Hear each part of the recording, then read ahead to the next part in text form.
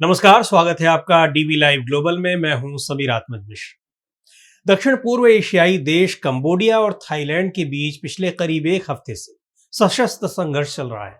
अब इस संघर्ष में अमेरिका की भी एंट्री हो गई है। अमेरिका के राष्ट्रपति डोनाल्ड ट्रंप ने कहा है कि वो इन दोनों देशों के बीच भी वैसे ही युद्ध विराम कराने को तैयार हैं जैसे उन्होंने भारत और पाकिस्तान के बीच कराया था। आज के इस कार्यक्रम में ट्रंप के दावे पर भी चर्चा करेंगे और ये जानने की भी कोशिश करेंगे कि आखिर दोनों देशों के बीच इस संघर्ष की वजह क्या है।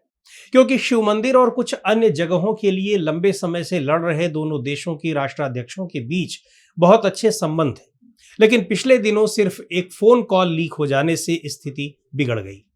खैर, दोनों देशों के बीच चल रही इस लड़ाई में अब तक 30 से ज्यादा लोगों की जान जा चुकी है, जिनमें ज्यादातर थाईलैंड के लोग हैं। अब तक 2 लाख से भी ज्यादा लोगों को विस्थापित होना पड़ा है। सीमावर्ती इलाकों से दोनों ही देशों ने अपने नागरिकों को वहां से हटा लिया है। इस बीच अमेरिका के राष्ट्रपति डोनाल्ड ट्रंप का एक बयान आया है, जिसमें उन्होंने कहा है कि हम थाईलैंड और कंबोडिया के साथ बहुत व्यापार करते हैं, फिर भी ये दोनों देश एक दूसरे से लड़ रहे हैं, लेकिन मैं इनके बीच युद्ध को उसी तरह रुकवा सकता हूं जिस तरह भारत और पाकिस्तान के बीच रुकाया। हालांकि दोनों देशों के बीच लड़ाई ट्रंप की इस पेशकश के बाद भी होती रही।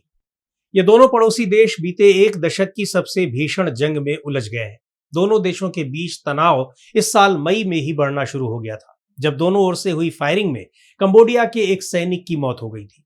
उसके बाद यह झगड़ा बढ़ता गया, जो आगे चलकर कूटनीतिक तनाव और अब सशस्त्र संघर्ष में तब्दील हो गया है। इस विवाद की एक मुख्य वजह 11वीं सदी में बना प्रिय विहार मंदिर और उसके आसपास की जमीन है, जिसे अंतर्राष्ट्रीय न्यायालय ने 1962 में कंबोडिया को सौंप दिया था। लेकिन थाईलैंड अब भी इसके आसपास के क्षेत्रों पर दावा करता है। 2008 और 2011 में भी इसी विवाद को लेकर दोनों देशों में झड़पें हो चुकी हैं। लेकिन इन दोनों देशों के बीच लड़ाई की ये कहानी सिर्फ सीमा विवाद की वजह से ही नहीं है, बल्कि इसके पीछे दो देशों के राष्ट्राध्यक्षों के बीच की 3 दशक पुरानी दोस्ती के एकाएक टूट जाने में भी सिमटी हुई है। या यूं कहें कि वास्तव में ये लड़ाई दो राजवंशों के बीच की रंजिश की कहानी है। एक वक्त था जब थाईलैंड के थाक्सिन शिनवात्रा और कंबोडिया के हुन सेन की दोस्ती काफी मशहूर थी। माना जाता था कि दोनों देशों के बीच सीमा विवाद के बावजूद दोनों की दोस्ती की वजह से लड़ाई नहीं होगी और क्षेत्रीय शांति और स्थिरता बनी रहेगी। लेकिन थाक्सिन की बेटी के उस एक फोन कॉल ने सब कुछ बदल कर रख दिया, जो लीक हो गया। हुआ ये कि इसी साल 1 जुलाई को थाईलैंड की प्रधानमंत्री पेतोंगतौर्न शिनवात्रा ने कंबोडिया के पूर्व प्रधानमंत्री हुन सेन को टेलीफोन किया था। इस दौरान प्रधानमंत्री पेतोंगतौर्न ने कंबोडियाई नेता हुन सेन को अंकल कहकर संबोधित किया। यही नहीं, उन्होंने अपनी ही सेना के कुछ अफसरों पर यह दोष मढ़ा कि उनकी वजह से दोनों देशों के बीच अशांति बनी हुई है। लेकिन ये बातचीत लीक हो गई और फिर इसके बाद थाईलैंड में जबरदस्त बवाल मचा। बवाल इतना बढ़ा कि देश की संवैधानिक अदालत ने पेतोंगतौर्न शिनवात्रा को प्रधानमंत्री पद से हटा दिया। अब मामले की जांच तक वो प्रधानमंत्री पद से दूर रहेंगी और ये पद किसी और को सौंप दिया गया। लेकिन इस घटना के बाद थाईलैंड के दिग्गज नेता और पेतोंगतौर्न शिनवात्रा के पिता तक्सिन शिनवात्रा ने तमाम नेताओं और पत्रकारों के बीच एक हैरान करने वाला भाषण दिया।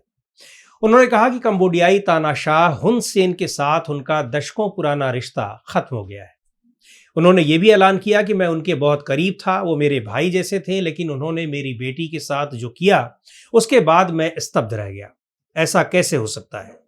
यानी हुन सेन और पेतोंगतौर्न के बीच की बातचीत लीक होने के पीछे ताक्सिन शिनवात्रा हुन सेन का हाथ देख रहे हैं और एक साजिश समझ रहे हैं। हालांकि हुन सेन की ओर से इस पर कोई प्रतिक्रिया नहीं आई है।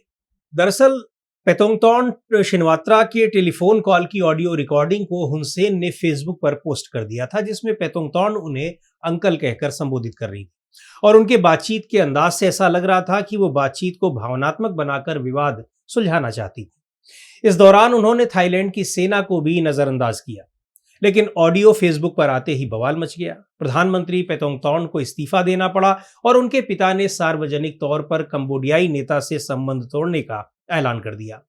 थाक्सिन और हुन सेन अपने देश के दिग्गज नेता रहे हैं और उनके बच्चे भी एक ही साल के अंतराल में देश की सत्ता में पहुंच गए हैं।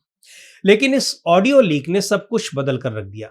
इस घटना के बाद से ही दोनों देशों के नेताओं ने सार्वजनिक तौर पर एक दूसरे के खिलाफ जमकर जहर उगला है।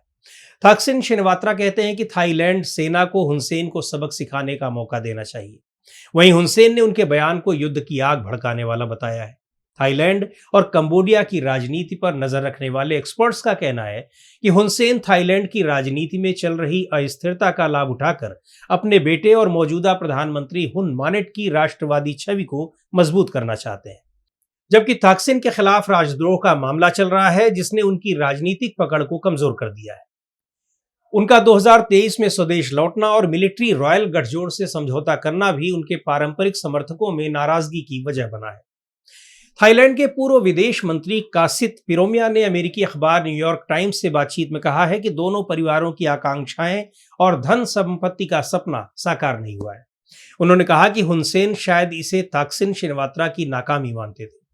हुनसेन अपने देश पर पूरा नियंत्रण रखते थे और वे अपने वादे को पूरा कर सकते थे, लेकिन थाकसिन पिछले 20 वर्षों से थाईलैंड समाज पर अपनी चमक और नियंत्रण खोते जा रहे हैं।